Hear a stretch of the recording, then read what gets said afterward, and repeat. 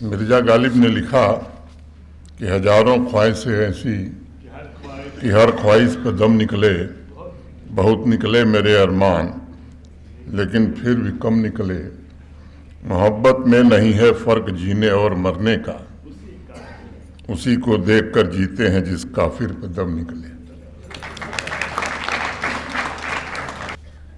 कुलपति जी ने कौल साहब के बारे में बताया, वो बनारसी भी हैं।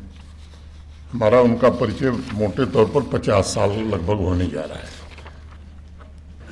मैं उनकी पुस्तक नेटिविटी रिगेन्ड, इसके औपचारिक विमोचन की इन्हें बहुत बहुत बधाई देता हूं, और मेरी कामना है कि यह पुस्तक बेस्ट सेलर बने और देश में नहीं बल्कि दुनिया में पहुंचे। कश्मीर नेटिविटी रिगेन्ड का विमोचन करके अत्यंत प्रसन्नता भी हो रही है। मैं इस पुस्तक के विमोचन को औपचारिक कार्यक्रम नहीं बल्कि एक नैतिक दायित्व मान करके यहाँ आया। बहुत से लोगों ने जब कश्मीरी पंडितों के नरसंहार और उनकी पीड़ा को उजागर किया, तो एक इकोसिस्टम ऐसा भी था जिस इकोसिस्टम से जुड़े तत्वों ने उसे प्रोपेगेंडा कहने का दुस्साहस किया। मैं मानता हूं कि कश्मीरी पंडितों के नरसंहार को प्रोपेगेंडा बताकर उनका दोबारा नरसंहार किया गया। मुझे प्रसन्नता है कि आज कश्मीर घाटी की नई पीढ़ी के कई लोग इस सच को स्वीकार कर रहे हैं।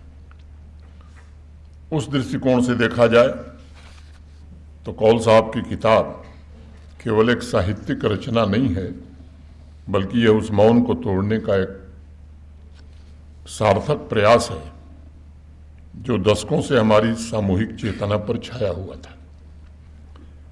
मैं मानता हूं कि घर उजड़ने से पहले व्यक्ति का मन उजड़ता है,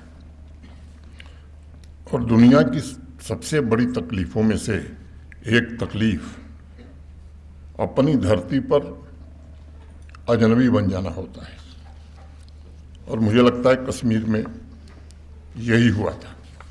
1989-90 आतंकवादियों द्वारा कश्मीरी पंडितों के नरसंहार की पीड़ा इतनी गहरी है कि वक्त का मरहम भी उसे कभी कम नहीं कर पाया।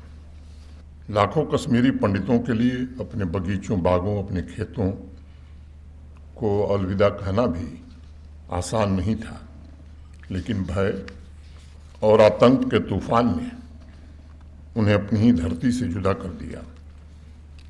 रात के अंधेरे में आतंकवादियों की चेतावनी के बाद कश्मीरी पंडित परिवार कश्मीर के गांवों को छोड़कर निकल पड़े थे।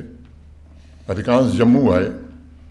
कई दशक तक कुछ न्यूज़ रिपोर्ट के अलावा उनके विस्थापन का शोक गीत बड़े पैमाने पर लिखा नहीं गया, और वह गीत उनके सीने में दबा रह गया। आज भी कभी कभी मुझे लगता है कि कश्मीरी पंडित समुदाय की सांसों में वह गीत उभर कर दम तोड़ देता है। 2019 में जब आदरणीय प्रधानमंत्री श्री नरेंद्र मोदी जी ने अनुच्छेद 370 समाप्त किया और जम्मू कश्मीर का पूर्ण विलय किया, तब लाखों नसों में जल रहे दर्द को थोड़ी राहत मिली थी। उस दिन अनेक लोगों को पीछे छूट गए घर की पुकार, अपनी उस मिट्टी की प्रतीक्षा और उस आंगन की दोबारा याद आई, और मन में एक विश्वास हुआ कि शायद नई पीढ़ी अब बेखौफ उन जड़ों को स्पर्श कर सकती है। कश्मीर नेटिविटी रिगेन्ड में भी इन्हीं उम्मीदों का प्रतिबिंब दिखाई पड़ता है। जो देश से गद्दारी करेगा और आतंकवादियों का साथ देगा, उसे ऐसी सजा मिलनी ही चाहिए कि उसकी आने वाली 7 पुश्त की नस्लें याद रखें। ऐसे जम्मू कश्मीर के नागरिकों को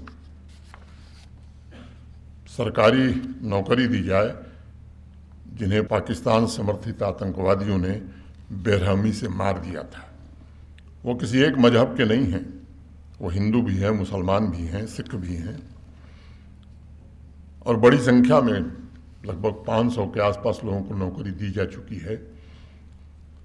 मेरी कामना भी है और माता वैष्णो देवी से प्रार्थना है कौल साहब की इस किताब को केवल पढ़ा न जाए, बल्कि इस किताब के भीतर शब्दों में छिपे भाव को सुना जाए, महसूस किया जाए और उससे प्रेरित होकर न्याय कैसे मिले इस दिशा में प्रयत्न किया जाए।